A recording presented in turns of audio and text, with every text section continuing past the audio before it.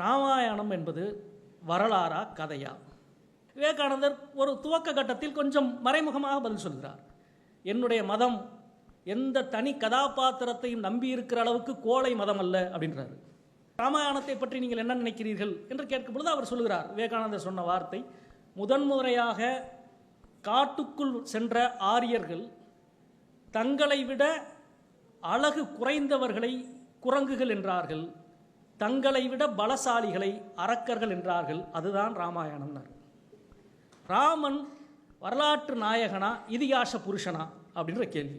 நான் அறிந்தவரை மத தலைவர்களில் வரலாற்று நாயகர்கள் இரண்டு பேர் தான். இது நான் சொல்லுவதல்ல, சுவாமி விவேகானந்தர் சொல்லுகிற பதில். விவேகானந்தரிடம் இந்த கேள்வி கேட்கப்பட்டது.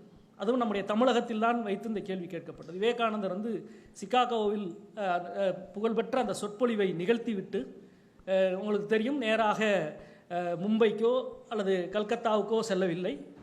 கல்கத்தாவின் வழியிலோ மும்பை வழியிலோ இந்தியாவுக்குள் வரவில்லை. நேராக இலங்கைக்கு வந்து ராமேஸ்வரம் வழியாகத்தான் இந்தியாவுக்குள்ளே அவர் நுழைகிறார். ராமேஸ்வரம் ராமநாதபுரம் அந்த கோவிலில் வணங்கிவிட்டு மன்னரை பார்த்துவிட்டு நேராக மதுரைக்கு வருகிறார். மதுரையிலிருந்து தான் அவர் அடுத்து போக வேண்டிய மூலம் நினைக்கிறேன் அடுத்து கிளம்பி வருகிறார். அன்றைக்கு மதுரையில் தங்கியிருக்கிற பொழுது தி ஹிந்து பத்திரிகையினுடைய நிருபர் ஒரு மிக நீண்ட விரிவான ஒரு பேட்டியை விவேகானந்தரிடம் எடுக்கிறார். மிக மிக முக்கியமான ஒரு பேட்டி, சுவாமி விவேகானந்தருடைய அந்த பேட்டி. அந்த பேட்டியில் இப்பொழுது நான் பேசிக்கொண்டு இருக்கிற இந்த விஷயங்கள் தான் உரையாடப்படுகிறது. அந்த பேட்டியாளர் கடைசியாக சுற்றி நிற்கிறார். ராமாயணம் என்பது வரலாறா கதையா, இலக்கியமா வரலாறா என்று கேள்வி நிற்கிறது. அந்த கேள்வியை தான் மீண்டும் மீண்டும் விவேகானந்தரிடம் சுற்றி வருகிறார். விவேகானந்தர் ஒரு துவக்க கட்டத்தில் கொஞ்சம் மறைமுகமாக பதில் சொல்கிறார். என்னுடைய மதம் எந்த தனி கதாபாத்திரத்தையும் நம்பி இருக்கிற அளவுக்கு கோழை மதம் அல்ல அப்படின்றாரு. அதிர்ச்சியாக இருக்கும் இந்த வார்த்தை. என்னுடைய மதம் எந்த தனிப்பட்ட கதாபாத்திரத்தையும் நம்பி இருக்கும் அளவுக்கு ஆனால் கோழையான மதம் அல்ல என்கிறார். இப்படி சுற்றி வர்றார். அப்புறம் ரொம்ப தெளிவாக கேட்குறார், ராமன் வரலாற்று நாயகனா இதிகாச புருஷனா அப்படின்ற கேள்வி. ஏன்னா இந்த கேள்விக்கு நேரடியாக பதில் சொல்லாமல் சுற்றி வந்த விவேகானந்தரை விடுற மாதிரி இல்லை அந்த பத்திரிகையாளர். நேரடியாக கேட்குறார், ராமர் வரலாற்று நாயகரா அல்லது இதிகாச புருஷரா என்று கேள்வி.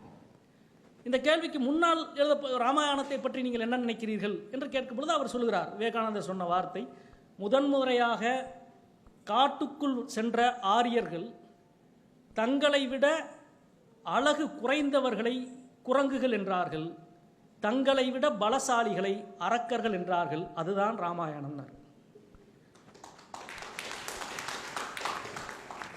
இந்த வேலையை இன்னைக்கு நம்ம செய்கிறோமா இல்லையா? யாரை குரங்குன்றோம் அல்லது ஒரு பெரிய வேலையை செஞ்சானா அவன் அரக்கத்தனமாக செஞ்சாயா அப்படின்றோம், செய்கிறோம்ல, இயல்பான ஒரு விஷயம். அவர் சொல்லுகிறார், தங்களை விட அழகு குறைவானவர்களை குரங்குகள் என்றார்கள், தங்களை விட பலசாலிகளை அரக்கர்கள் என்றார்கள். இந்த பதிலெல்லாம் சொல்லிட்டு வர்றார். அப்படி சொல்லிட்டு வரப்போ தான் கடைசியாக நிறுத்துகிற ஒரு கேள்வி அந்த கேள்விக்கு ரொம்ப துல்லியமான ஒரு பதிலை கேட்கிறார்கள். ராமன் இதிகாச கதாநாயகரா அல்லது இதிகாச புருஷரா, இலக்கிய கதாபாத்திரமா அல்லது வரலாற்று நாயகரா என்று கேள்வி கேட்கப்படுகிறது. அதுக்கு விவேகானந்தர் பதில் சொல்கிறார், நான் அறிந்தவரை மத தலைவர்களில் வரலாற்று நாயகர்கள் இரண்டு பேர் தான். இது நான் சொல்லுவதல்ல, சுவாமி விவேகானந்தர் சொல்லுகிற பதில். நான் அறிந்தவரை மத தலைவர்களில் வரலாற்று நாயகர்கள் இரண்டு பேர் தான். ஒருவர் கௌதம புத்தர், இன்னொருவர் முகமது நபிகள். இது விவேகானந்தர் சொன்ன பதில். இன்னைக்கு விவேகானந்தர் இருந்தால் இதை சொல்லியிருப்பாரான்னு எனக்கு தெரியாது. இது சொன்னது ரொம்ப மிக முக்கியமான ஒரு இடம். அதாவது இலக்கிய கதாபாத்திரங்கள் வரலாற்று நாயகர்களை பிரிக்கிற இடமும், ஏனென்றால் அதுவே வரலாறாக மாறுகிறது. நீங்கள் மகாபாரதம் ராமாயணத்தினுடைய ஆரம்ப எல்லைகளை பார்த்தால் நமக்கே ஆச்சரியமாக இருக்கிறது. சங்க இலக்கியத்தில் ஓவியத்தை பற்றிய முதல் குறிப்பு பரிபாடலில் வருது. ஓவியத்தை பற்றிய முதல் குறிப்பு திருப்பரங்குன்றம் கோவிலில் நிலைமாடத்தில் வரையப்பட்ட ஒரு ஓவியத்தை பற்றி பரிபாடல் பேசுகிறது. ஒரு ஓவியம் எவ்வளோ அழகாக அந்த இடத்துல ஓவியம் வரைஞ்சிருக்கிறாங்க அப்படின்னு பரிபாடல் சொல்லுகிறது. ஓவியத்தை பற்றிய சங்க இலக்கியத்தினுடைய முதல் குறிப்பு அதுதான், அல்லது தமிழ் இலக்கியத்தினுடைய முதல் குறிப்பு அதுதான். அந்த ஓவியம் என்ன அப்படின்னா, ராமன் அகலிகைக்கு சாபம் தீர்த்த ஓவியம். அப்படின்னா அதுக்கு எவ்வளோ காலத்துக்கு முன்னாடி அந்த கதை இங்கே பரவி இருக்கிறதுன்னு பாருங்க. தமிழில் வரையப்பட்ட முதல் ஓவியத்தை பற்றிய குறிப்பு ராமன் அகலியினுடைய சாபத்தை தீர்த்த ஒரு காட்சியை பற்றிய குறிப்பாக இருக்கிறது.